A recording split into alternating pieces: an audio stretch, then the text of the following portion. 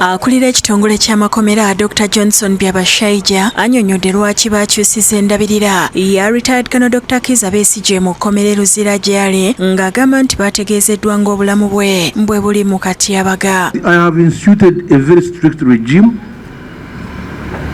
around Dr Kiiza Besigye. I don't want to take any chances. You know, it is very serious when somebody says that you want to kill him and you are the one keeping him. It's very challenging. That's why I have made those restrictions.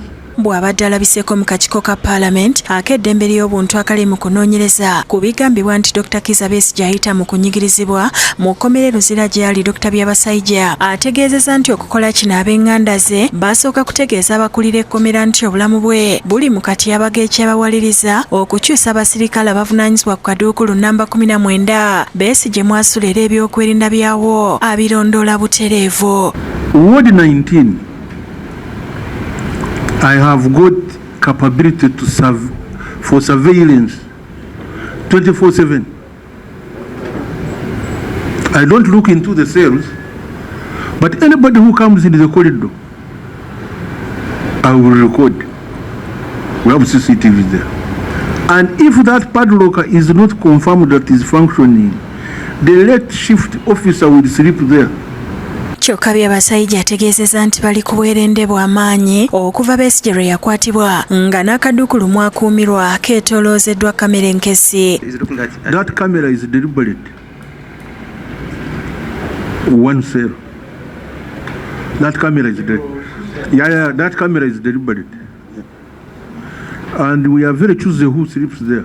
Besigye yakwatibwa omwaka oguwedde mu kibuga Nairobi ekya Kenya ne munne Haji Obed Lutale ne bakomezebwawo kuno era baggulwako emisango egy'okubeera n'emmundu mu bukyamu okuseketera gavumenti n'okulya mu nsolukwe. Kkooti y'amagye ne basindika mu kkomera Luzira agamba nti n'ekyokusisinkana abantu obutereevu baakiyimiriza mbagirawo nga kati yeetaaga okwogera ne Besigye alina kukozesa ssimu y'amakomera. I said to go on the screen with communication for security reasons. Besigye asambaza ebyogerwa nti Besigye yeediima n'azira emmere ng'agamba nti waliwo obutakwatagana naye bwaggwawo era ye yeerondera n'abantu abasatu abalina okumuleetera emmere mu kkomera. 3, and he has never lacked food.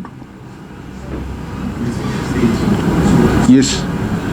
So the question of hunger strike, I don't know why it is coming here. Wabula kino ababaka bakiwakanyiza nga bagamba nti okuzira emmere waliwo era Besigye yakibategeeza lwe bagendayo wiiki ewedde. He used to get all the food the way he is currently getting. But there was a time the prisons restricted him. They said his food cannot come. He should buy from the canteen.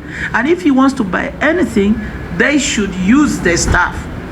So he went on hunger strike. Kyokka Besigye ategeezezza nti okutwaliza wamu Besigye yeeyisa bulungi mu kkomera nga tamulinaako buzibu bwonna n'asambajja n'ebyogerwa nti takkirizibwa kusaba n'abasibe banne. Agamba bakkiriza n'omulabirizwa North Kigezi Diocese n'amukyalirako n'asabako naye. And if you noticed over the weekend, I had a pastoral visit to Dr Kiiza Besigye by my Lord Bishop